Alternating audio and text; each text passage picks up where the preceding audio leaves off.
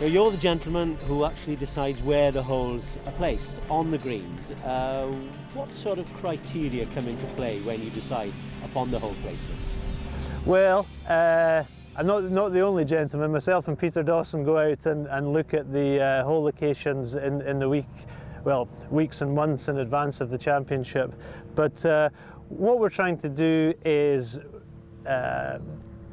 bring to the fore the features of the greens, and not only the features of the greens, but what's on either side of the green and the back of the green. So, you know, we like to bring, if there are swales and hollows just off the edges of the greens, then you want to bring those into play so that the shot that's maybe not played perfectly might be carried down into one of these deep bunkers. But obviously, to make it, whilst challenging, to make it fair, and we're seeking to have a balance. You know, it's not a case of making all the hole locations difficult. We want each day to have a balance of, you know, opportunities for birdies, and then elsewhere tougher locations, fronts, backs, rights, lefts, and always with a very close eye on the weather forecast for that day. So the final decisions are not actually made even until the morning that we're setting up for that day.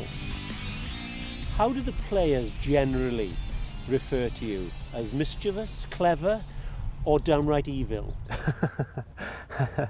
Well, I'm not sure. That depends. I know that when players come to the Open Championship, they expect to be challenged. You know, it's a special week in the golfing calendar, obviously, and the Open presents certain challenges that they don't necessarily face every other week.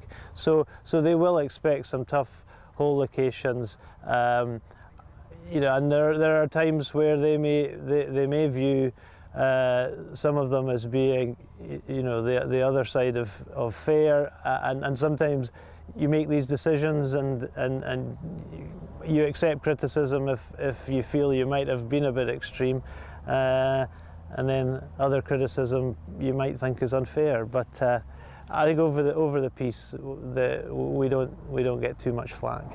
In your opinion, which is the easiest of the greens, and which is the most difficult? Good question.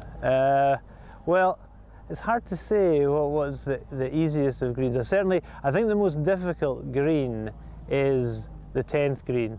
It's a short par 4, albeit it's been lengthened and played into the wind. It's going to be a tough proposition because it is a green that sheds on both sides. It's thin, it sheds. It's probably going to be played into the wind, and no matter what club you've got in your hand, that green is a challenge, and it slopes as well. You know, so it slopes from back down to front. So I would say that's certainly the hardest green. I think the players will find that an interesting hole.